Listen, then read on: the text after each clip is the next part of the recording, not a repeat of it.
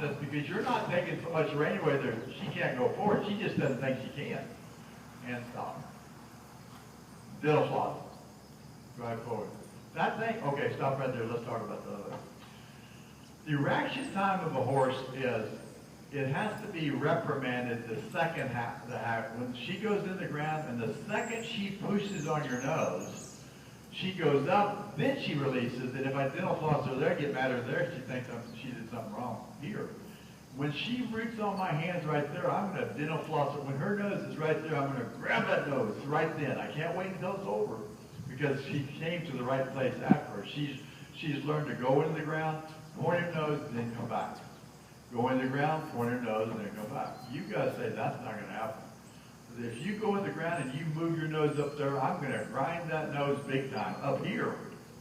Can't, because if we accidentally wait too long to get to here, when they push on my hands, you need to be dental floss. Okay, here we go again. Dental floss, drive, drive. Let her take 2 steps, walk, then trot.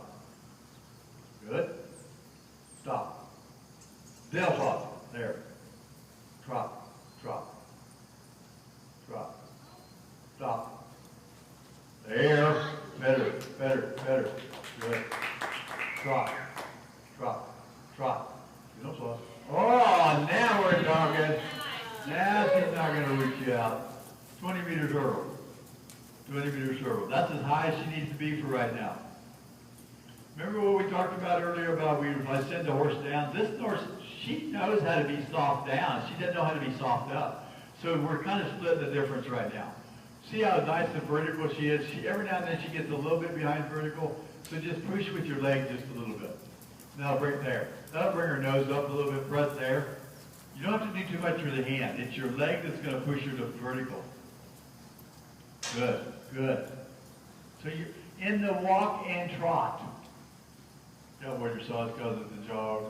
Well, okay, so I'll just say the trot. Your hands can be in concrete in those 2 gaits.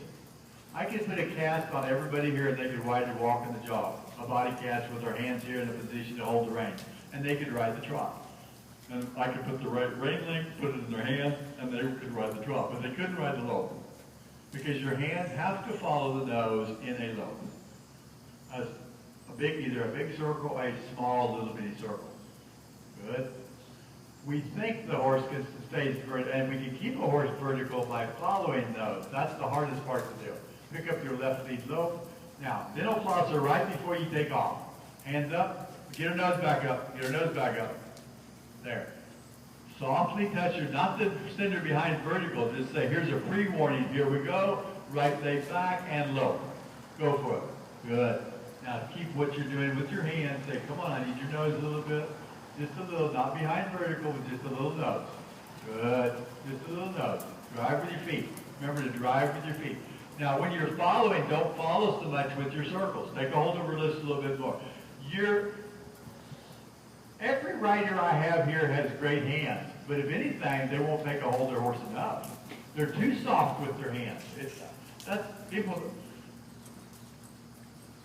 I love people that are too soft with their hands. It's much easier to teach people that are too soft than ones too aggressive. You're not going to force her to do anything. You're trying to finesse her, but you have to have connection. When she feels connection, she'll become secure with you. What she does when she feels this connection, she says, do you want me to go down? You say, no, I want you to have connection upstairs. Good, good, there, getting better, getting better. Getting better. And trot softly. Keep your hands right there. Good. So you don't have to raise her near as much anymore because you kept your hands in a pretty nice. Her trot's getting gorgeous. The hand positions you have right now is what she should be loping in. Weight on her. There you go. See, she's getting real balanced in her trot. She's getting a nice vertical nose. She will do that and walk, take a little break.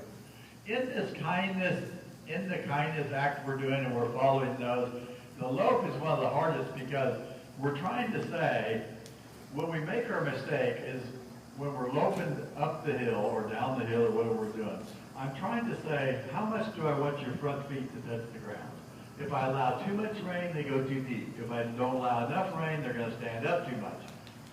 But what happens is we give them too much, they go too far down, then we have to pull them way up, and then we give them way too much, we can't get to them fast enough because the reins are too long. So we've got to make that soft connection, but when we have that connection, she has to lope on that rein. If I give her that much rein, she's going to go too deep in the well. So I've got to say, she's got the right start. I mean, she knows the down. We can lope around with connection like that all the time. So she understands that connection. What she doesn't understand when she's up like this, she feels the rein come out. She says, oh, I'm supposed to go down. So you say, no, you don't.